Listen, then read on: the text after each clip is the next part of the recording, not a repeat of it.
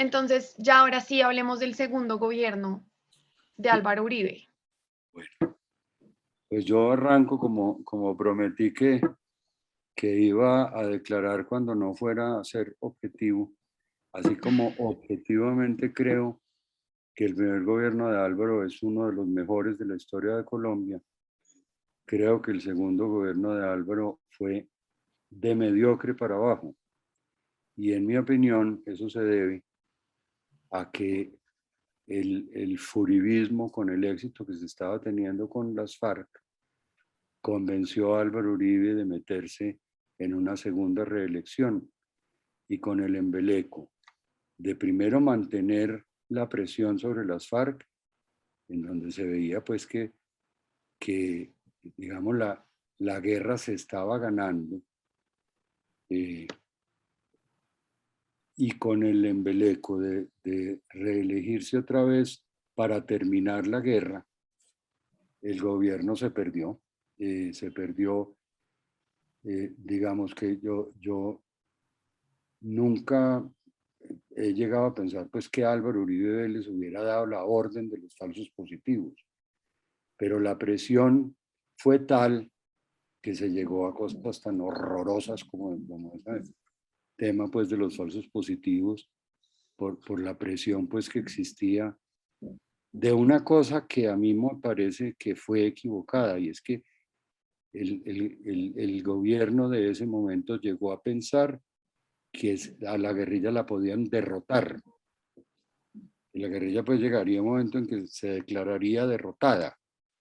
Y eso es muy difícil en un territorio selvático, aislado, unos hombres en la selva, unos territorios inmensos, completamente desperdigados. Los 8 o 9 mil hombres que quedaban pues de las FARC, derrotarlos a todos era cerquita de imposible. Pero a mi modo de ver se perdieron en eso, en que a las FARC se las podía derrotar, y en que para hacer eso había que reelegir otra vez al presidente. El gobierno fue, digamos en cifras, nunca como el primer gobierno, pero fue pues razonablemente bueno en las cifras económicas. Hubo una reducción de la pobreza importante, pero fue un gobierno ya con muchos escándalos, donde el presidente Uribe cometió unos errores de nombrar unos personajitos terribles en cargos importantes, un fanatismo ideológico que fue muy perjudicial para el país. Ese fue el momento en que el país empezó verdaderamente ya a dividirse ideológicamente entre los extremos, y desde ahí ya pues se empezaba a, a catalogar pues al que pensara que el camino era distinto, eh, como de izquierda, y yo creo que se causó mucho daño en ese segundo gobierno de Álvaro Uribe, eh, por esas dos cosas que te digo, porque se, se llenó de fanatismo ideológico la lucha contra las FARC, y el afán pues de borrarlos de la faz de la tierra, y que para eso pues el único que podía era el Mesías Álvaro Uribe, y, y se perdieron en eso. A mí me parece que lamentablemente, así como repito, el primero fue de los mejores de la historia, este otro tuvo errores muy serios, muy graves, que no deberían haber sucedido. Bueno, entonces, en cuanto al gobierno de Uribe, no sé si el segundo o el primero, históricamente no sé muy bien, pero me corregirás tú. ¿Cómo fue el proceso de desmovilización, si se puede llamar así, de los paramilitares y la creación de la justicia de paz? Mira, Álvaro Uribe cualquier día, de manera sorpresiva, le contó al país que venían en una conversación con los grupos paramilitares pues importantes, los de los Mancuso y esos, eh, para que entregaran las armas pues y cesaran sus acciones. Ok, Eh, eso se llamó el Acuerdo de Santa Fe de Ralito. Eh, Fue una negociación en la cual el gobierno les exigió pues cárcel, que tenían que pagar pues sus condenas. Sí, el gobierno anunció muy de sorpresa, cogió muy de sorpresa al país que había hecho una negociación con los grupos paramilitares y que habían acordado que iban a entregar las armas y que iban básicamente pues a pagar las condenas que hubieran. Habría algunos beneficios jurídicos que no soy capaz pues de decirte de qué se trataban y que se iban a concentrar en un sitio donde entregarían las armas pues y allí quedarían detenidos hasta que se fueran pues procesados a cumplir sus respectivas condenas. ok, Eh, Ellos se reunieron en San José de Ralito, el acuerdo se llamó así, el acuerdo de San José de Ralito, y, y empezó pues digamos la implementación de lo que habían acordado, que era pues muy sencillo, era lo que te digo, el gobierno dejaba de perseguirlos, ellos entregaban las armas, se entregaban ellos, se les procesaban pues las condenas que tuvieran y tendrían algunos tipos de beneficios jurídicos. Lo que sucedió es que el gobierno, eso pues iba a ser un proceso de varios meses, ellos allá concentrados pues en San José de Ralito. Pero lo que sucedió es que el gobierno descubrió que mientras estaban allá, seguían traficando. Y entonces todos, prácticamente los que se entregaron, pues por lo menos los peces grandes, tenían pedidos de extradición.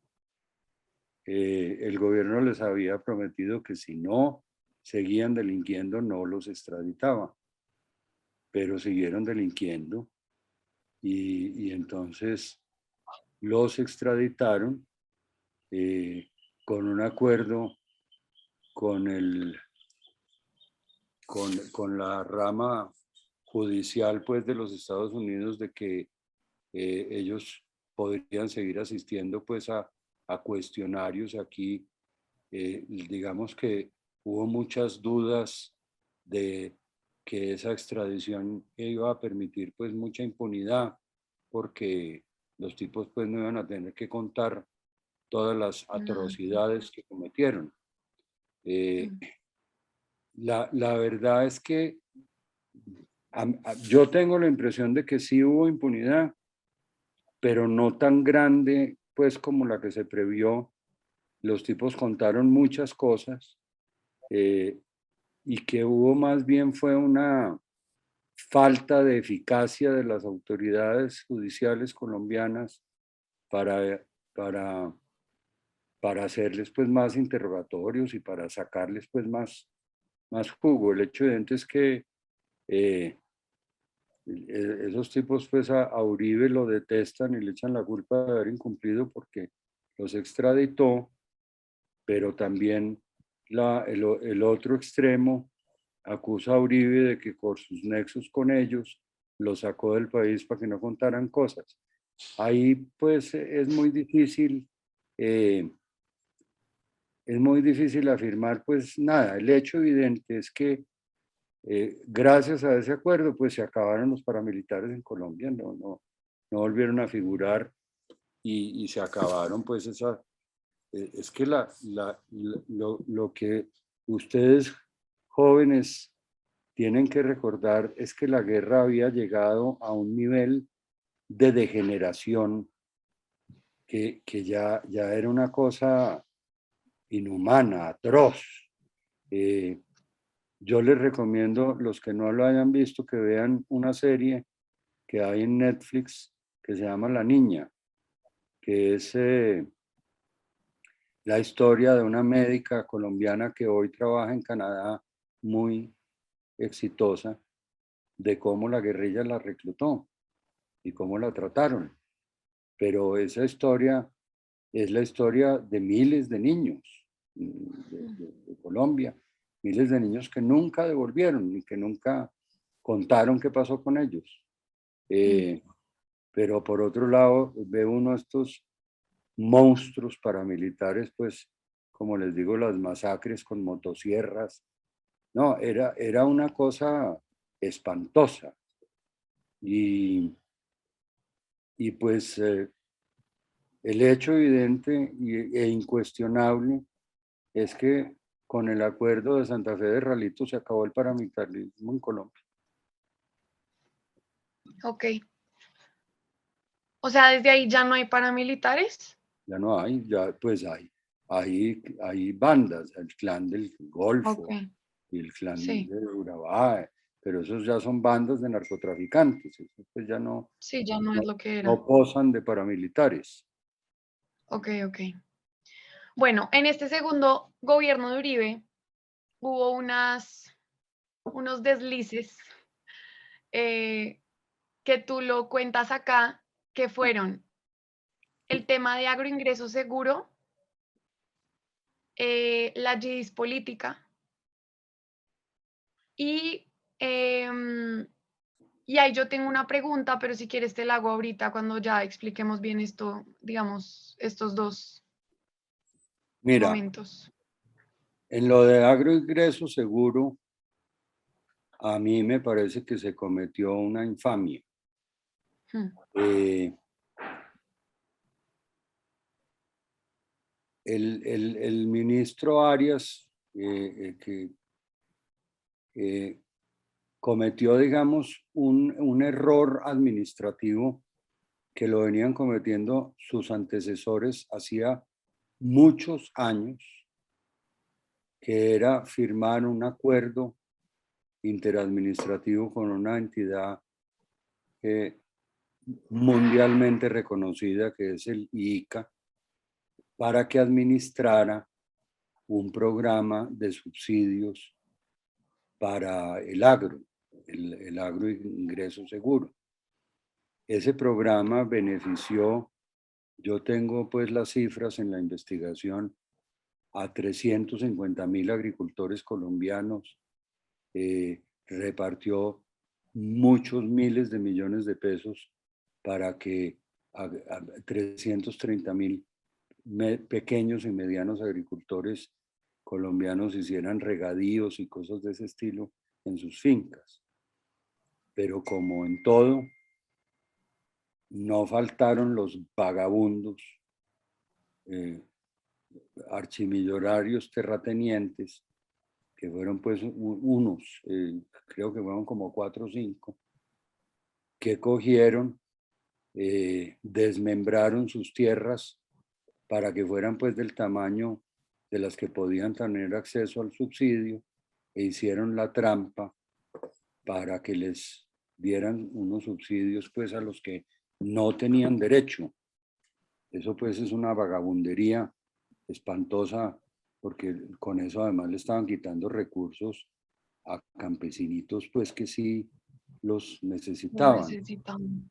Una cosa pues espantosa. Hmm. El hecho evidente es que estos tipos pues a todos los cogieron y entiendo que devolvieron prácticamente toda la plata a los 4 o 5 vagabundos que hicieron eso. Pero al ministro lo condenaron por haber hecho ese contrato sin haber hecho un proceso licitatorio. Creo que es la razón de fondo de la condena, a una condena pues de 16 años de cárcel y a pagar 30.000 millones de pesos, creo que es lo que le tocó pagar o le toca pagar. Una cosa pues absolutamente Desproporcionada. desproporcionada a mi modo de ver, absolutamente desproporcionada. Eh, a, a la pobre a ministra Abuniden le acaban de robar 70.000 millones de pesos, 70.000 millones de pesos. Pues esa señora, es decir, 100 años de cárcel por, Mm. por una ineptitud, porque uno no puede, pues, parte de ser funcionario público, yo lo he sido, es que uno tiene que cuidar el dinero público, pues, como el tesoro más grande que existe. Pero, pero, pero a este señor, pues, le cayó todo encima con esa cosa. Él tenía una responsabilidad administrativa, pues, le metieron el gol, se lo Mm. metieron. Pero en fin, a mí pues personalmente me parece que es una cosa muy excesiva y muy encarnizada. Ok. Eh, lo de la yidis política tampoco ha debido suceder, pero, pero eso es pues más o menos como meter a la cárcel a Juan Manuel Santos por la mermelada que repartió para que le aprobaran todas las cosas del proceso de paz. Porque lo de la yidis política fue mermelada, fueron ofrecimientos de mermelada para que aprobaran la segunda reelección de Uribe. No han debido hacerlo, pues no está bien, pero, pero a mí pues me parece personalmente que eso es una práctica que no debería suceder, pero que sucede en Colombia hace desde la época de la colonia. Mm. Mm. Bueno, tengo la última pregunta de pronto, antes de hablar de lo que representó la Operación Jaque, es, ¿qué fue el fenómeno de la parapolítica? Bueno, no, la parapolítica, así como en las épocas del proceso 8000 se juzgó mucho el tema de la narcopolítica, de la política comprada por el narcotráfico, pues por los carteles. Lo que sucedió a la larga es que a los carteles los reemplazaron como compradores de políticos los paramilitares. Ok, Eh, También hay mucho cuento pues de que la guerrilla también compró políticos por su lado, pero fue muy notoria la narcopolítica, eh, sobre todo en muchas regiones de la costa, donde básicamente la parapolítica, los paramilitares apoyaban a políticos para que los eligieran en sus zonas de influencia, con el compromiso de que los políticos ayudaran a que a ellos pues no los acosaran y no los persiguieran. ok, Eh, entonces es otro contubernio canceroso de los que ha habido pues en el país. ok. Ahora sí, em, la Operación Jaque. La operación Haki. Mira, hay que poner un contexto. La, la historia de los años recientes anteriores a la operación Haki había sido una historia en donde prácticamente siempre las FARC tomaban la iniciativa y se tomaban pues capitales de departamento y se tomaban cuarteles, se llegaron a tomar una base militar completa, la base militar de las Delicias. Eh, Uno sentía como ciudadano pues que no la ganaban todas, Mm. eh, y que el ejército pues no lograba pegarles una. Ya, digamos, en el gobierno primero de Uribe y algo en el segundo también, ya se les habían dado pues algunos golpes importantes. Tal vez el más importante de todos fue el bombardeo del campamento de Raúl Reyes, que estaba refugiado en Ecuador, que era pues uno de los personajes funestos de la organización pues de las FARC. Pero, pero la operación Jaque fue una cosa pues así asombrosa, asombrosa.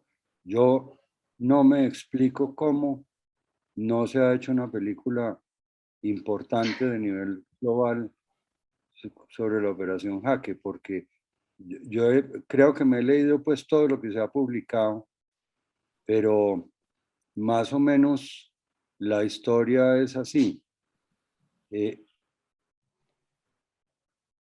A raíz de la fuga de un soldadito que se les voló, que estuvo varias semanas en la selva solo, al borde de la muerte, porque huir pues por la selva solo, imagínense ustedes, que finalmente pues lo rescató una, una patrulla pues del ejército, se enteraron de que en la zona, y cuando les estoy hablando de la zona, estoy hablándoles de una zona que puede tener 5.000 kilómetros cuadrados. Ya, que esa es la dificultad de esa guerra con la guerrilla, es que la zona pues no es la esquina de la 72 con séptima, sino que es una zona de 5.000 kilómetros cuadrados, que allá tenían a varios grupos de secuestrados y que allá pues los iban movilizando, los mantenían separados y que allá los iban movilizando. Y que el comandante era fulanito de tal. Pues aparentemente lo que pasó fue que empezaron como a interferir en las comunicaciones y durante muchos meses ir convenciendo a que un operador de radio del ejército era uno de los operadores de radio del campamento del Mono Jojoy, que era en ese momento pues como el líder máximo de las FARC. Se demoraron meses para convencerlo de que ellos pues eran del campamento del Mono Jojoy por radio. El tipo fue cogiendo confianza y fue cogiendo confianza y empezó pues a consultarles cosas y pedía cosas y bueno. Hasta que lo convencieron de que iban a hacer una entrega humanitaria de rehenes y que iba a ir un helicóptero de la Cruz Roja a recogerlos y que los tenía que juntar a todos pues en un solo sitio para traerlos, llevárselos al Mono Jojoy, porque el Mono Jojoy pues iba a hacer todo un espectáculo global para devolver a los rehenes y con eso pues ganar puntos en la comunidad internacional. Y entonces eso pues se demoró meses, porque mientras llevaban pues a unos de un campamento y a otros de otros eran meses de caminada, hasta que finalmente lo lograron juntar en el mismo sitio. Y evidentemente allá llegó el helicóptero de la Cruz Roja con no sé cuántas personas adentro, montaron a los secuestrados y al jefe pues del grupo guerrillero, que le dijeron pues que él tenía que ir, porque él tenía pues que ir a entregarle a Jojoy sus secuestrados. Y apenas despegaron lo detuvieron y les contaron pues que estaban libres, que ellos eran el ejército de Colombia y que quedaban en libertad. Esa operación Jaque cambió la visión de Colombia sobre el ejército y sobre las FARC. A raíz de esa operación Jaque, hacía poquito habían mostrado la foto de los secuestrados soldados en los campamentos de Jojoy, en unos campos de concentración atroces, llenos de alambradas, los mantenían encadenados. Yo tengo un pariente cercano que estuvo 18 meses secuestrado, encadenado a un árbol, encadenado a un árbol. Era una cosa pues muy inhumana.